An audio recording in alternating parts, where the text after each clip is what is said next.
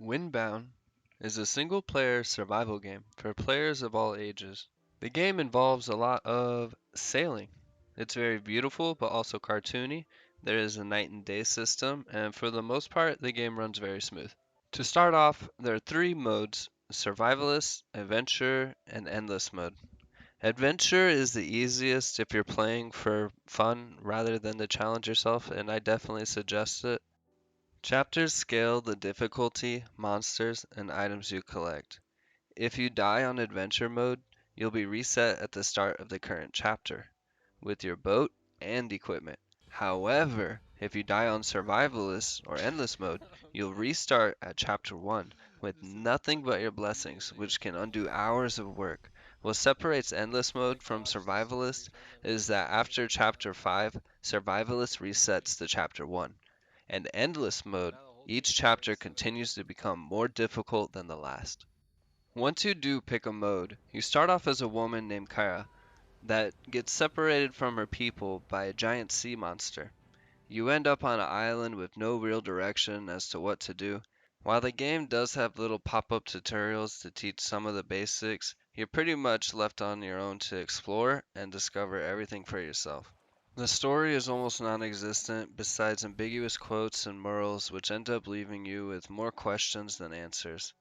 I've seen some various theories and interpretations on Reddit and YouTube, which can be fun in their own right, but I'm not sure they would be considered canon. Besides the lack of story, you go around collecting materials, which unlocks recipes to make new weapons, potions, food, and accessories for your boat. For the most part, it's pretty easy and straightforward. However, I often found myself searching for certain items only found on monsters on certain islands to craft certain equipment, such as a hammer, to progress further in the chapter. While it was annoying, I can probably only blame my inexperience with the game and how to make boats properly and how to build extra storage to stock up on equipment. As you become more familiar with the game, it becomes easier, but also very time consuming. It takes time to get from one island to another, and also you have to spend a lot of time on upkeep. And what I mean by that is eating to make sure your character doesn't die, boat repairs, and replacing broken equipment. Truthfully, while the pace of the game can be extremely slow, I don't necessarily think that is a bad thing, especially if you're used to a sweaty, fast-paced game such as Apex Legends. This can be quite relaxing. The combat in the game I would consider good enough, but it's clunky and also repetitive. Targeting can be very weird at times, and it can become an issue where your character loses track of the enemy and faces the wrong way. You start off with a knife, but eventually you'll learn to craft other things, such as a spear, slingshot, or bow and arrows.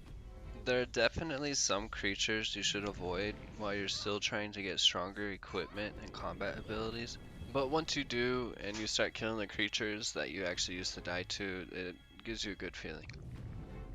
Overall, I really enjoyed slowly progressing my character and upgrading my boat, but by chapter 5, due to the repetitive nature of the game, I was pretty content and definitely was sick of hearing the exact same songs.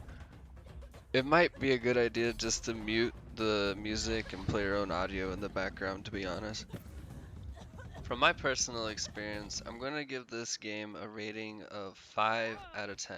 Due to lack of content and some buggy mechanics, it felt almost unfinished in a sense, but it still grew on me enough that I really did enjoy some parts of it. Thank you all for watching. I hope you appreciated this review. Bye bye for now.